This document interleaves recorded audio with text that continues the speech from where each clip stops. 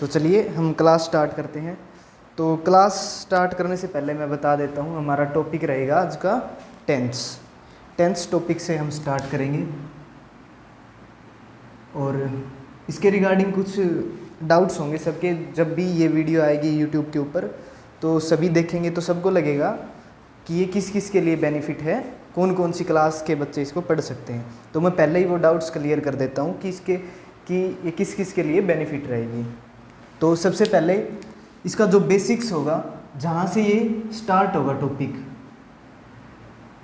वो 9th 10th 11th 12th और competition,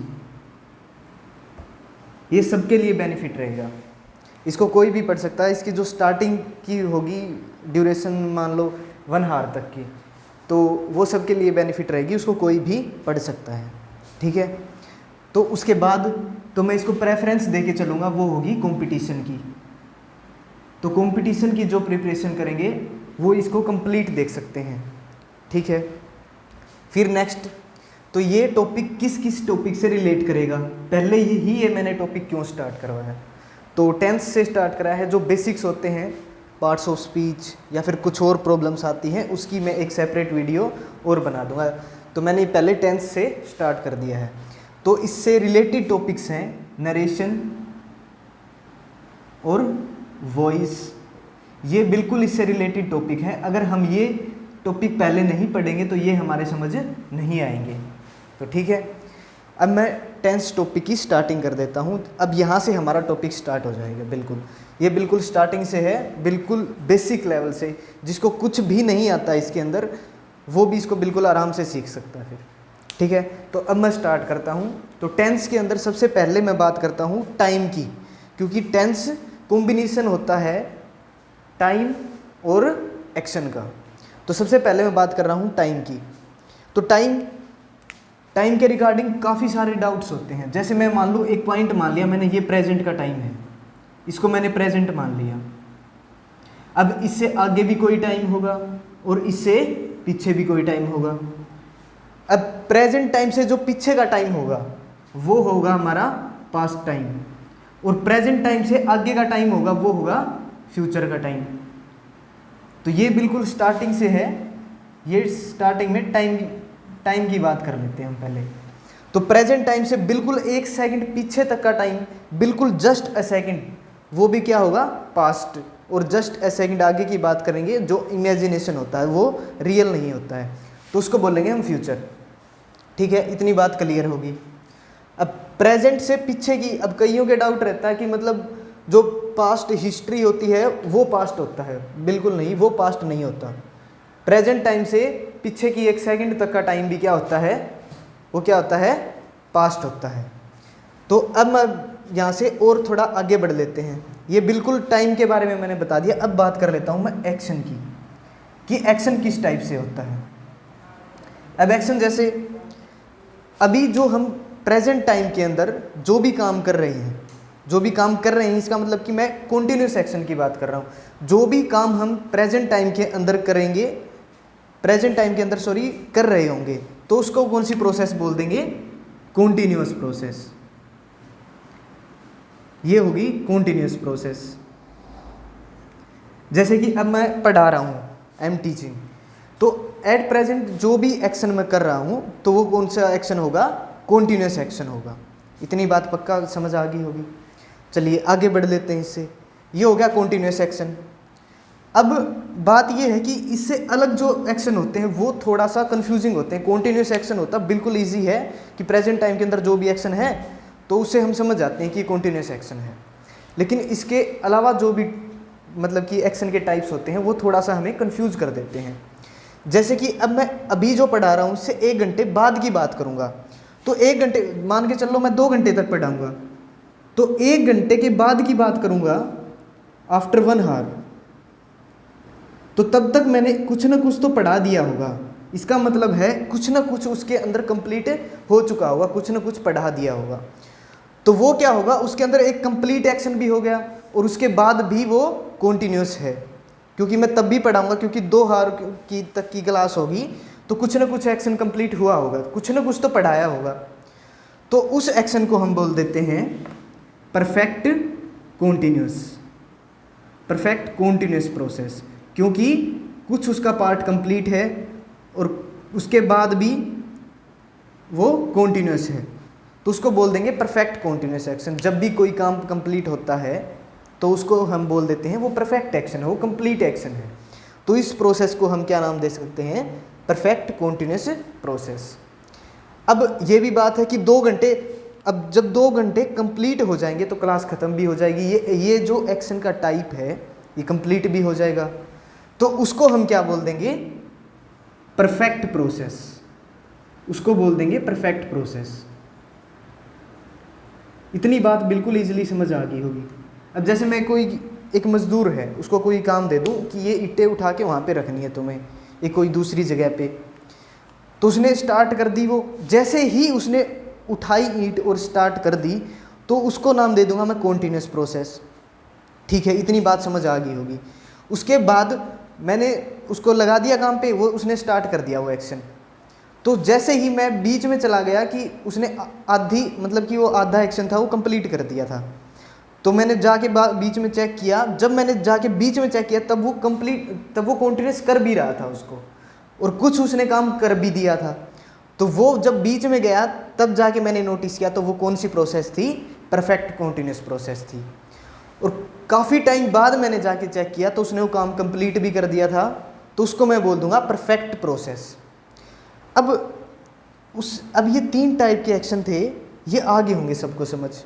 अब एक और एक्शन भी रहता है, जैसे मैं पढ़ा रहा हूँ वो कॉन्टिन्यूस है, मैंने पढ़ा दिया और उसके बाद भी मैं पढ़ा रहा हूँ, वो कौन सा है, परफेक्ट कॉन्टिन्यूस है। मैंने पढ़ा दिया, वो क्या होगा, परफेक्ट प्रोसेस होगी।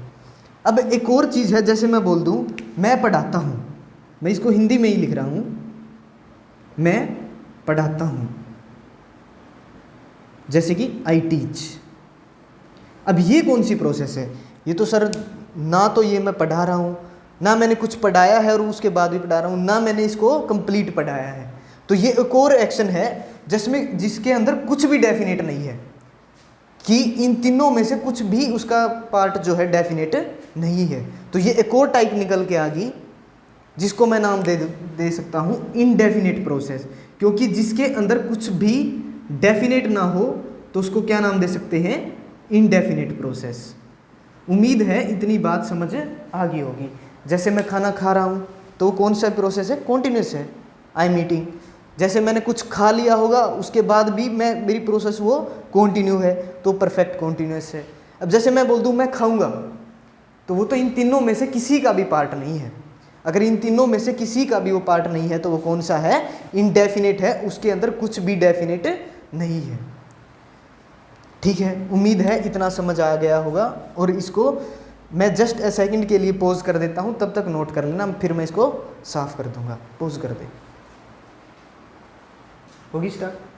ठीक है, चलिए अब मैं बात कर लेता हूँ। मैंने टाइम को बता दिया और एक्शन को डिफाइन कर दिया। अब मैं इन दोनों का रिलेशन बता देता हूँ कि टाइम का और एक्शन का रिलेशन क्या है आपस में। अब थोड़ा सा तुम्हें पेशेंस रख के चलना होगा, क्योंकि मैं बहुत धीरे से बिल्कुल बेसिक से पढ़ा रहा हूँ, तो थोड़ा सा पेशेंस रखिए। और बाद में हम इसके पीक लेवल तक जाएंगे, मतलब कि कंपटीशन का जो लेवल है, जिस टाइप के क्वेश्चंस पूछे जाते हैं हम तब उसकी बात करेंगे। पहले हम बेसिक्स क्लियर कर लेते हैं। तो अब टाइम और एक्शन के रिलेशन देखिए। अगर मैं टाइम को जीरो कर दूं, टाइम को जीरो कर दूं तो वो एक्शन वहाँ पे पॉसिबल है ही नहीं। क्यों नहीं है पॉसिबल? क्योंकि जो भी एक्शन होगा वो कुछ ना कुछ तो टाइम ज़रूर लेगा। जैसे कि अब मैं बोल रहा हूँ, बोलने में भी 2-3 सेकंड तो लगेंगे, तो इसका मतलब है कोई भी एक्शन होगी तो बिल्कुल वो टाइम तो ज़रूर लेगा। टाइम को हम जीरो कर देंगे तो एक्शन किसी भी हालत में पॉसिबल नहीं है। जैसे अब मैं उधर गया, तब भी इसके अंदर 1-2 सेकंड तो लगे होंगे। ऐसा तो है ही नहीं कि मैं यहाँ पे भी खड़ा हूँ बिना किसी टाइम के मैं वहाँ पे भी खड़ा हूँ, ये तो पॉसिबल नहीं है बिल्कुल भी। तो बिल्कुल ये दिमाग में अपने क्लियर कर लें कि बिना टाइम के एक्शन पॉसिबल नहीं है। अब हम आगे बात कर लेते हैं थोड़ा कि टाइम का पता लग गया, और अब मैं बात कर लेता हूँ एक्शन की बात कर लेता हूँ, सॉरी। तो एक्शन की मैंने 4 टाइप बता दी हैं, बिल्कुल 4 टाइप अलग अलग बन गई थी। और टाइम की अब मैं बात कर रहा हूँ कि टाइम के अंदर और क्या होता है। अब टाइम जीरो नहीं हो सकता, ये बिल्कुल हमें समझ आ गया। अब टाइम के रिगार्डिंग भी दो इंपॉर्टेंट पॉइंट्स हैं। एक तो होता है duration of time, duration of time. Second इसी का पॉइंट है पॉइंट ऑफ टाइम। अब इसको लेकर के बहुत बच्चों के दिमाग में कंफ्यूजन होती है कि ड्यूरेशन ऑफ टाइम और पॉइंट ऑफ टाइम के अंदर डिफरेंस क्या है। इसके अंदर एक मेजर डिफरेंस ये है कि ड्यूरेशन ऑफ टाइम के अंदर कुछ ना कुछ ड्यूरेशन जरूर होगी और पॉइंट ऑफ टाइम के अंदर ड्यूरेशन नहीं होगी बिल्कुल भी। ये एक एग्जैक्ट पॉइंट होगा, बिल्कुल एक, जैसे एक पॉइंट बोल देना हम, छोटा सा टिक कर दें, वो पॉइंट। और ड्यूरेशन मतलब कि बहुत बड़ी चीज़, उसके अंदर बिल्कुल टाइम लगेगा। ठीक है, एक एग्जांपल देता हूँ मैं, उसके जरिए बिल्कुल समझ आएगी बात। जैसे कि एक एग्जांपल है, I watched a movie at 5 o'clock yesterday। अब इसका मतलब है कि कल 5 बजे मैं मूवी देख चुका था। अब ये 5 o'clock है, जैसे मैं बोल दूं कि मैंने 6 बजे कोई काम कर दिया, अब मैं 6 बजे, तो जैसे कि अब 6 बजेंगे तो वो तो एक बिल्कुल टिक होगा ना कि ये अब 6 बज गए, तो वो बिल्कुल एक टिक के ऊपर मैं कोई एक्शन कैसे कंप्लीट कर सकता हूँ। तो जो पॉइंट ऑफ टाइम है उसके ऊपर कोई भी एक्शन हम कंप्लीट नहीं कर सकते। जैसे मैंने पहले क्लियर किया था ना कि 0 कर दूंगा अगर टाइम तो एक्शन पॉसिबल नहीं है। तो जैसे कि अब 5 o'clock बोला तो उसके अंदर ड्यूरेशन नहीं है। अगर ड्यूरेशन नहीं है तो ये कैसे पॉसिबल हो सकता है कि मैंने 5 बजे एग्जैक्ट 5 o'clock मैंने एक मूवी देख ली, तो ये तो पॉसिबल ही नहीं है। अब क्यों पॉसिबल नहीं है? क्योंकि बिल्कुल एक एग्जैक्ट टाइम पे मैं कोई एक्शन कंप्लीट नहीं कर सकता, क्योंकि कोई भी मूवी होगी तो करीब जितनी भी उसकी ड्यूरेशन होती है, कुछ ना कुछ ड्यूरेशन तो ज़रूर होती है, तो कुछ ना कुछ ड्यूरेशन भी चाहिए मेरे को उसको देखने के लिए। तो ये बिल्कुल भी पॉसिबल नहीं है कि पूरे 5 बज गए और मैंने अभी के अभी एक मूवी कंप्लीट कर दी। तो अच्छा, अब इसको करेक्शन कैसे कर सकते हैं, करेक्ट कैसे करें अब इसको? तो उस टाइम के ऊपर ये पॉसिबल है कि मैं कोई एक्शन कर रहा हूँ, जैसे मैं बोल दूँ कि अब 6 बजे मैं पढ़ा रहा हूँ, तो बिल्कुल एक पॉइंट ऑफ टाइम के ऊपर मैं एक्शन जो कॉन्टिन्यूस है वो पॉसिबल है, कंप्लीट एक्शन पॉसिबल नहीं है। तो जैसे कि अब यहाँ पे इसको करेक्ट अगर करूँगा तो मैं बोल सकता हूँ I was watching a movie at 5 o'clock। Okay, इतनी बात उम्मीद करता हूँ मैं समझ आ गई होगी। ठीक है, अब ये पॉइंट ऑफ टाइम और ड्यूरेशन ऑफ टाइम शायद समझ आ गया होगा। अगर अभी भी कोई कन्फ्यूजन है तो मैं 1-2 एग्जांपल और बता देता हूँ। जैसे मैं बोल दूँ कि मॉर्निंग, तो एग्जैक्ट मैंने मॉर्निंग बोला है तो वो होगा हमारा पॉइंट ऑफ टाइम, तो वहाँ पे ड्यूरेशन नहीं होगी। अगर मैं बोल दूँ ये 5 o'clock हटा देता, मैं यहाँ से ये गायब कर देता, सिर्फ यस्टरडे बोल देता, तो मैं मान सकता हूँ कि एक मूवी देख ली होगी, क्योंकि कल से लेके अब तक एक ड्यूरेशन होगी एक दिन की, तो उसके अंदर पॉसिबल है कि मैंने मूवी देख ली होगी। लेकिन एट 5 o'clock ऐसा पॉसिबल नहीं है कि कोई एक्शन कंप्लीट कर दिया हो। तो उम्मीद करता हूँ कि इतना समझ आ गया होगा। अब जैसे मैंने 4 टाइप बताए थे एक्शन की, तो एक्शन के 4 टाइप बताए थे, कौन कौन से थे? इंडेफिनिट, सेकंड था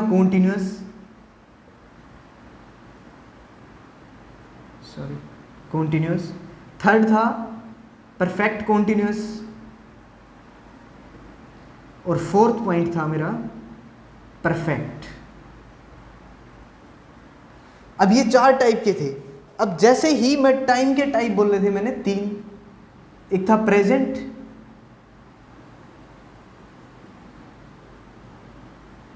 और एक था पास्ट, और एक फ्यूचर। जैसे ही हम टाइम और एक्शन को एक साथ जोड़ देंगे, टाइम और एक्शन को एक साथ जैसे ही हम जोड़ेंगे तो हमारा जो टेंस है उसकी फॉर्मेशन हो जाएगी यहाँ से। तो हम ये समझ सकते हैं कि टाइम और एक्शन को अगर हम कंबाइन कर दें, उनको जोड़ दें, तो उस किसकी फॉर्मेशन होगी? टेंस की। अब यहाँ पे किसी को भी कोई कन्फ्यूजन नहीं होगी कि टेंस की फॉर्मेशन कैसे होती है, किसी को रट्टे नहीं लगाने पड़ेंगे कि रहा है, रहे है, रही है, हो, तभी कॉन्टिन्यूस होता है। किसी को भी था, थे, थी नहीं करना पड़ेगा। अब यहाँ से हमें देखना है कि टाइम कौन सा है और एक्शन कौन सा है, उससे हम पता लगा सकेंगे कि टेंस कौन सा है। इतनी बात शायद समझ आ गई होगी। पॉज कर दे, होगी। चलिए, अब इतनी बात समझ आ गई होगी कि टाइम और एक्शन होता क्या है। अब थोड़ा और आगे बढ़ते हैं। अब दिक्कत ये आती है कि हमें थोड़ा सा और इसके बारे में पता करना हो कि जैसे टाइम और एक्शन, इन दो वर्ड्स को देख करके बिल्कुल मैं ये तो नहीं बोल सकता कि मेरे को टेंस आ गया। अभी तो नहीं कह सकता मैं कि टेंस आ गया। अच्छा, अब एक बात करते हैं हम, इस टाइम का पता लगाने के लिए ऐसा क्या करें कि हमें पता लग जाए कि टेंस के अंदर, सॉरी सेंटेंस के अंदर कि टाइम कौन सा है, उसके बाद हमें पता लग जाए कि एक्शन कौन सा है, फिर उसी से फॉर्मेशन होगी कि टेंस कौन सा है। तो टाइम का पता लगाने के लिए हमें किसकी ज़रूरत पड़ती है? जैसे कि वह काम कर रहा है, तो उसमें क्या है, उसकी जो वर्ब है इज यूज हुई होगी, और वही क्या बताती है कि प्रेजेंट का टाइम है। जैसे वह कर रहा है, अब हिंदी मीनिंग से अगर मैं देखूं तो कर रहा है प्रेजेंट का टाइम है, तो वो भी किससे पता लग रहा है? वर्ब से। कर रहा है वो भी किससे पता लग रहा है? वर्ब से। तो जो एक्शन है उसका भी पता कैसे लगा सकता हूं मैं? वर्ब से। और टाइम का पता भी कैसे लगा सकता हूं? वर्ब से। तो कुल मिला के मैं ये बोल सकता हूं कि अगर मुझे सिर्फ वर्ब का ज्ञान हो तो मैं बता सकता हूं कि टेंस कौन सा है। इतनी बात समझ आ गई होगी। चलो ठीक है, इतनी बात भी पल्ले पड़ गई। अब और कोई दिक्कतें? अब और दिक्कतें ये हैं कि टाइम और एक्शन को जोड़ करके मुझे पूरा टेंस का पता हो, पूरा टेंस कैसे चलता है। अब जैसे कि मैंने बोला था टाइम प्रेजेंट, उससे पहले था पास्ट, उसके बाद था फ्यूचर, और इधर थे इंडेफिनिट एक्शन, और फिर था कॉन्टिन्यूअस, फिर था परफेक्ट, और फिर था परफेक्ट, सॉरी यहाँ पे था परफेक्ट कॉन्टिन्यूअस, और यहाँ पे था परफेक्ट। अगर हम इन्हीं दोनों को आपस में जोड़ दें तो हमारे जितने टाइप के टेंस होते हैं उसकी फॉर्मेशन हो जाएगी। सबके कन्फ्यूजन खत्म हो जाएंगे कि टेंस कितने टाइप के होते हैं। जैसे मैं पास्ट को इंडेफिनिट, कॉन्टिन्यूअस और इनसे जोड़ दूं तो मेरे पास्ट के टाइप के सारे टेंस निकलेंगे।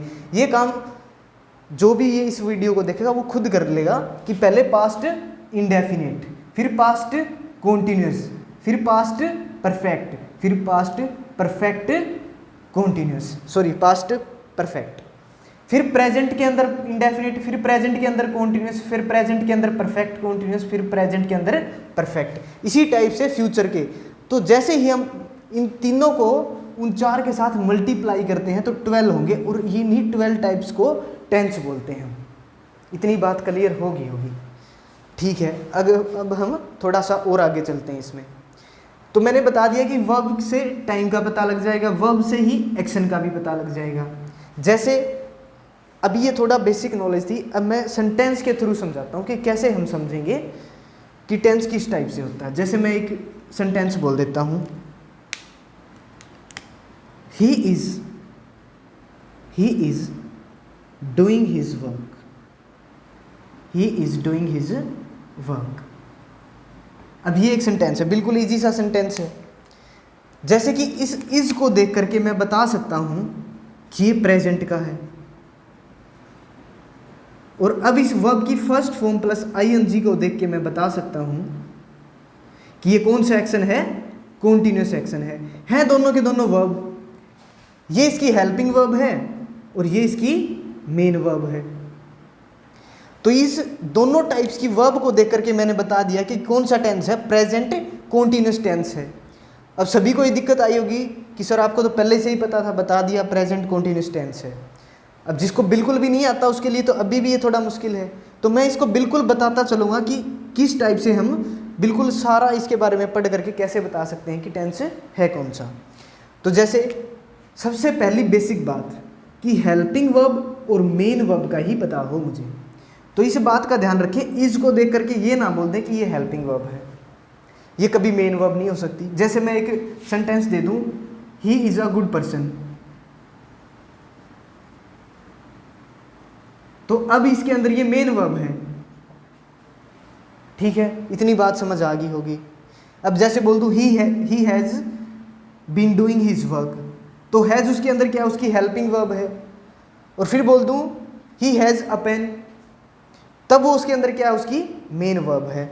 तो हम ये रट्टा लगा के नहीं चल सकते कि हेल्पिंग वर्ब कौन सी है और मेन वर्ब कौन सी है। सेंटेंस के अंदर जो पहले वर्ब आएगी वो उसकी हेल्पिंग वर्ब होगी, उसके बाद जो वर्ब आएगी वो उसकी मेन वर्ब होगी। इतनी बात समझ आ गई, ठीक है। ये अब हेल्पिंग वर्ब और मेन वर्ब का फंडा समझ आ गया होगा, जो कि एक कंपाउंड बनता है, इसको हम कंपाउंड बोल देते हैं, ठीक है। ये थोड़ा सा टेक्निकल चीज़ थी।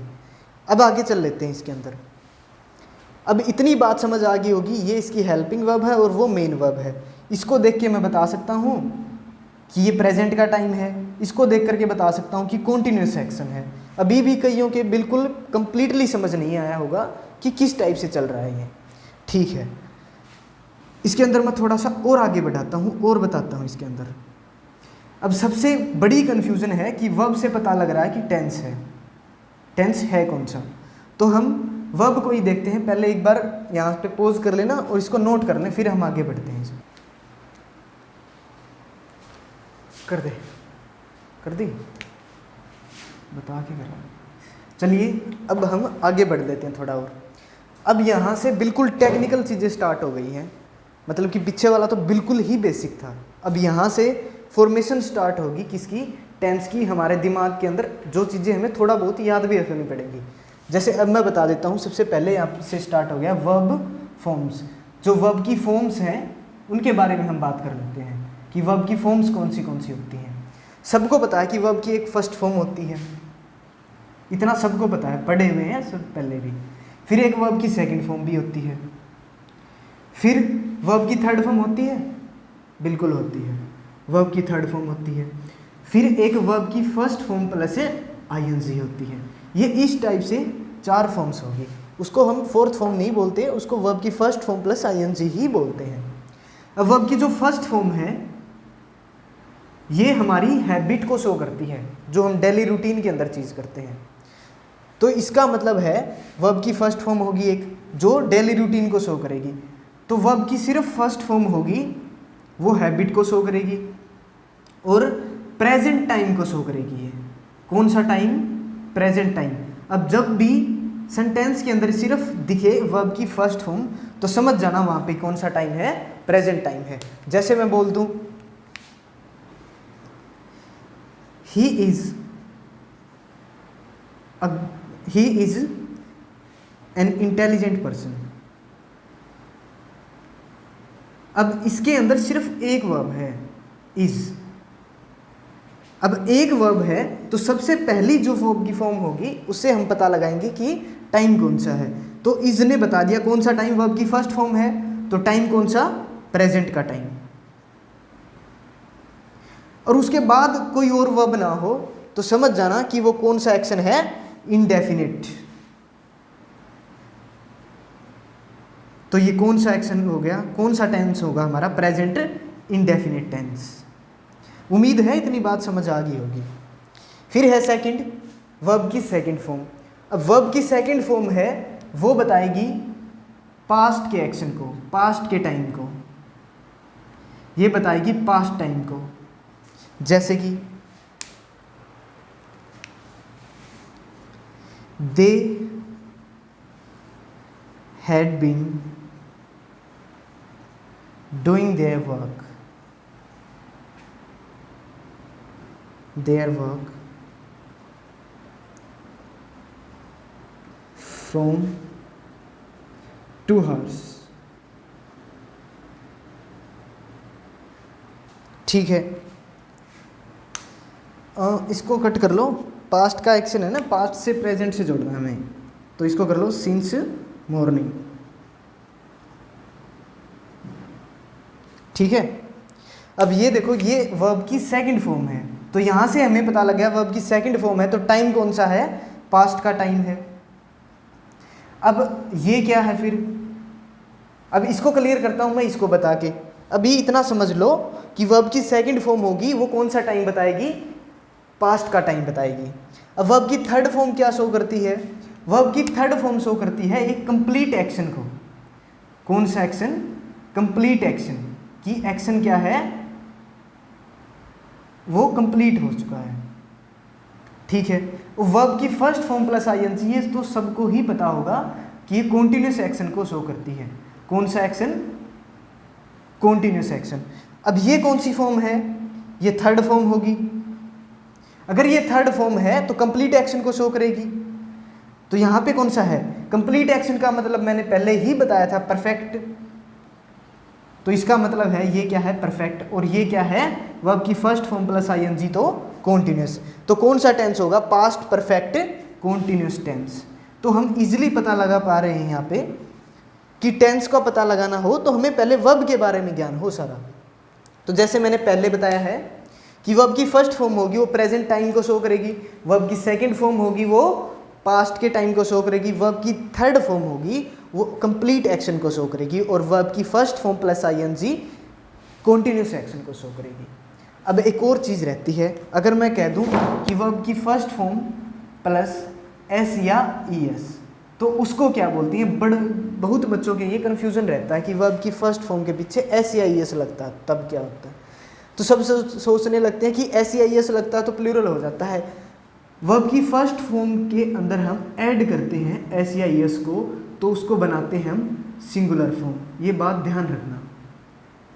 इतनी बात शायद सबको समझ आ गई होगी, और वर्ब की जो फॉर्म्स हैं उससे काफ़ी चीज़ें क्लियर हो गई होंगी, और थोड़ा थोड़ा यहाँ पे फॉर्मेशन बननी स्टार्ट हो गई होगी कि टेंस को हम बता कैसे सकते हैं कि ये टेंस कौन सा है। अगर किसी को सही से समझ ना आया हो तो वो इस वीडियो को दोबारा से देख लें। पॉज। अब हम थोड़ा और आगे बढ़ लेते हैं इसके अंदर।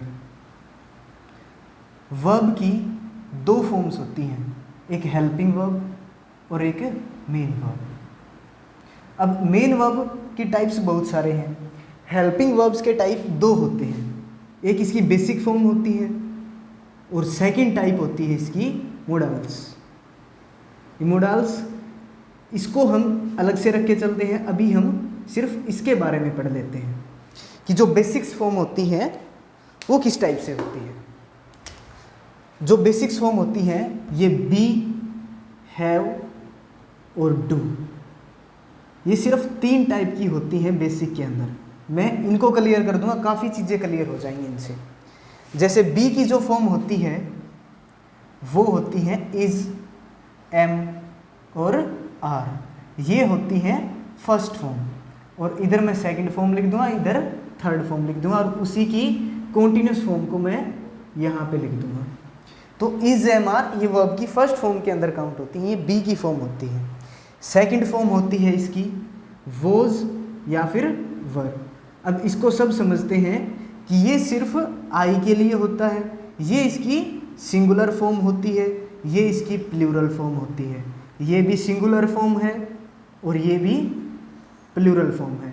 अब थर्ड फॉर्म जो है बी की वो होती है बीन। अब जिसकी कॉन्टिन्यूस फॉर्म है वो क्या होती है? बीइंग, वो होती है बीइंग। इतनी बात शायद समझ आ गई होगी। अब सेकंड हैव की फॉर्म। अब हैव की फॉर्म जो होती है फर्स्ट वो होती है हैव या फिर हैज़। अब हैव होती है वो होती है प्लूरल फॉर्म, हैज़ होती है वो होती है सिंगुलर फॉर्म। अब इसी की सेकंड फॉर्म, इसी की जो सेकंड फॉर्म होती है वो होती है हैड, और जो थर्ड फॉर्म होती है वो बिल्कुल सेम होती है हैड। इसकी कॉन्टिन्यूस फॉर्म होती है वो होती है हैविंग। शायद इतनी बातें क्लियर हो गई होंगी, काफ़ी चीज़ें क्लियर होंगी यहाँ से। अब थर्ड टाइप है जो है डू। इसमें होती है डू या फिर डज। ये होती है प्लूरल फॉर्म, ये होती है सिंगुलर फॉर्म। इसी की सेकंड फॉर्म जो होती है वो होती है डिड। इसी की जो थर्ड फॉर्म है वो होती है डन। और कॉन्टिन्यूस फॉर्म ये तो सबको पता ही है, वो होती है डूइंग। अब यहाँ से काफ़ी चीज़ें क्लियर हो गई होंगी। एक दो एग्जांपल्स दे देता हूँ मैं इसके नीचे ही, इसके अगर ये विजिबल हो तो। जैसे मैं बोल दूं ही इज, सॉरी अलग बना लेते हैं कुछ और, he has been watching a movie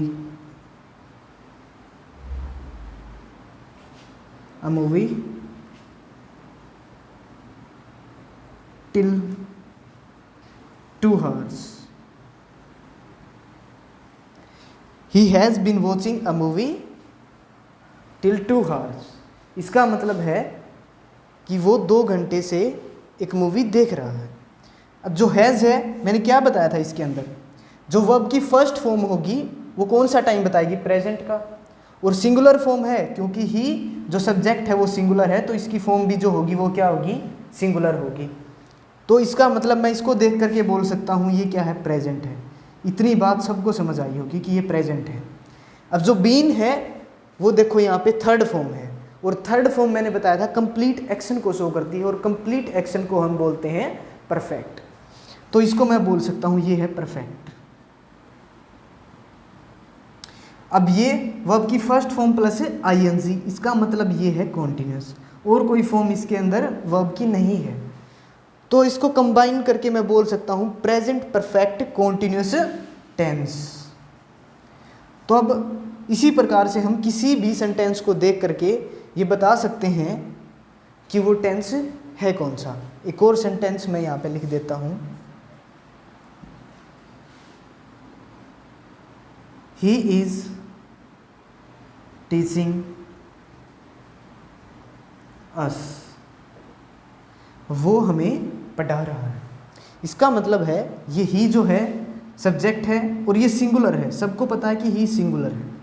अब जो इज है मैंने बताया था बी की फॉर्म होती है और वो वर्ब की फर्स्ट फॉर्म होती है, और कौन सी फॉर्म है, सिंगुलर, क्योंकि ये सिंगुलर है तो इसकी वर्ब भी क्या होगी, सिंगुलर। अब ये वर्ब की फर्स्ट फॉर्म प्लस आईएनजी है तो ये क्या होगी, कॉन्टिन्यूस। और वर्ब की फर्स्ट फॉर्म से हमें क्या पता लगता है, ये इससे हमें पता लगता है कि प्रेजेंट का टाइम है। अब प्रेजेंट का टाइम है, एक्शन कौन सा है, कॉन्टिन्यूस एक्शन है, तो कौन सा टेंस होगा, ये प्रेजेंट कॉन्टिन्यूस टेंस। इसी टाइप से हम बता सकते हैं कि टेंस कौन सा होगा, किसी भी टाइप के सेंटेंस को देख करके हम बता सकते हैं आसानी से कि ये टेंस कौन सा है। उम्मीद है इतना समझ आ गया होगा। पोज, तो इसको अब देख करके नोट कर लेना, और जहाँ पे भी हमने पोज लिया था वहाँ पे स्क्रीनशॉट लेकर के बीच में आप नोट कर सकते हैं। तो ये बिल्कुल टेंस की बिल्कुल बेस था इसका, ये सारा बेसिक्स था टेंस का। अब हम नेक्स्ट वीडियो के अंदर प्रेजेंट इंडेफिनिट से स्टार्ट करेंगे, और ये बिल्कुल बेसिक चीज़ थी। तो यहाँ पे बेसिक फर्स्ट पार्ट था ये टेंस का, इसके बाद इसके पार्ट्स आएंगे, शायद 2 या 3 पार्ट्स और आएंगे जिसमें हम टेंस को कम्प्लीटली पढ़ लेंगे, और शायद बहुत सारा बेसिक्स होगा जो क्लियर हो चुका होगा। तो ये फर्स्ट पार्ट यहीं पे एंड होता है।